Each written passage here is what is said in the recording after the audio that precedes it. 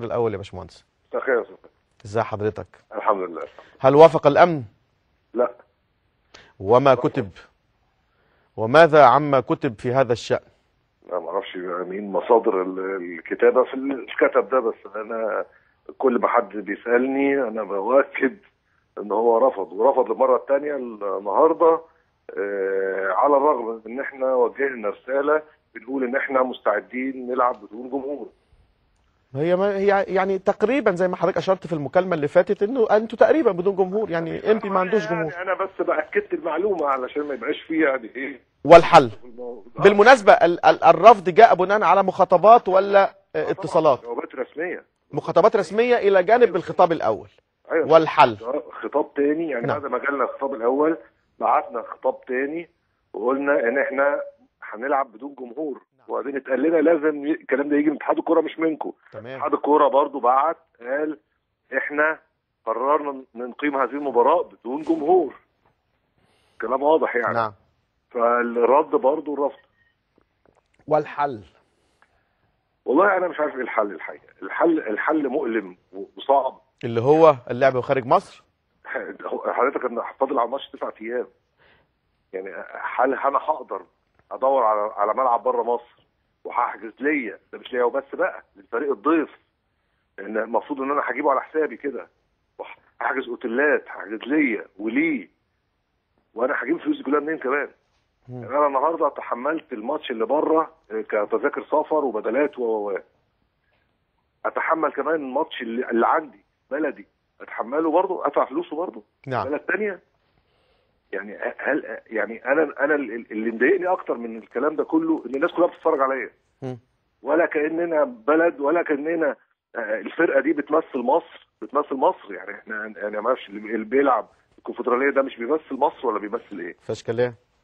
ما فيش حد، الناس كلها بتتفرج عليك ولا حاجه. لا اتحاد الكوره بيتحرك، لا وزاره شباب بتتحرك، لا وزاره الداخليه بتتحرك، ولا حد بيتحرك.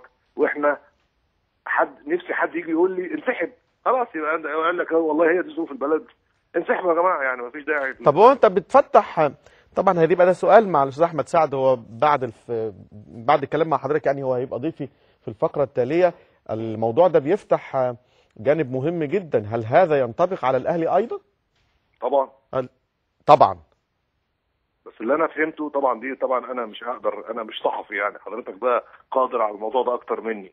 بس اللي انا فهمته لما انا سالت السؤال ده عشان يعني طب الله يا جماعه ما عملتوا ايه مع الاهلي؟ الاهلي اللي عنده جمهور بقى قال لك الاهلي لم يتقدم بطلب اقامه المباراه. انا مستغرب بقى يعني. انا طبعا دي معلومه انا ما اقدرش اكدها علشان ما بقاش يعني ايه يعني ما معناه اذا الاهلي تقدم فسيكون هناك قرار. اللي اتقال لي برضه زيكم هيترفض. طب ولو ما تقدمش؟ ما هي المباراه مش في السر. خلاص ما حدش تقدم. يعني مثلا ممكن يجي ميعاد المباراه اذا كان يوم 8 او غيره دون ان يتقدم الاهلي بطلب اقامه المباراه والمباراه تقام. مش الاقامه، جواب اقامه المباراه ده الفكره جواب للامن بتامين المباراه. طب بافتراض ان الجواب ما اتبعتش، الامن برضه انا مش عايز اقول كلام خلاص. خلينا في قضيه انبي. معاك حق يا باشمهندس. انا بقول لك معلومه. معاك حق. يمكن مظبوطه يمكن مش مظبوطه. طيب. حضرتك تتحقق منها يعني. البدائل اللي حطيتوها عشان تتحركوا في خلال الساعات القادمه، لان اعتقد انه المساله لم يعد هناك وقت. احنا النهارده خاطبنا استاد الكليه الحربيه. لو خدنا موافقه باقامه المباراه على استاد الكليه الحربيه هنبعت تاني للامن مره ثالثه، هنقول له احنا هنلعب على استاد الكليه الحربيه وبدون جمهور، على اساس انه استاد القوات المسلحه يعني. نعم. بس اعتقد انتم محتاجين ان تكون المراسلات سريعه شويه. طبعا احنا مقبلين على اجازات نهايه اسبوع. احنا مجرد ان احنا اتبلغنا بالتليفون على فكره يعني ما جالناش، يعني اتبلغنا من اتحاد الكوره ان الرفض جالنا هنبعت لكم احنا لحد ما اختصارا للوقت. طبعا. وده اللي انا كنت بطالب بيه يمكن حضرتك المره اللي فاتت، انك انت لو في امكانيه ان تجري اتصالات اولا. عملنا كل حاجه والله. تمام. عملنا كل حاجه، بس المشكله ان احنا يعني ما فيش حد بيرد، ما حدش بيتكلم معاك. انا طبعا بستغل طبعا ان كلام مع حضرتك وان احنا طالعين على التلفزيون دلوقتي، انا بناشد المجلس الاعلى للقوات المسلحه. نعم. انا خلاص ما قداميش حل خلاص. يعني انا لو المجلس الاعلى للقوات المسلحه ساعدني في الموضوع ده،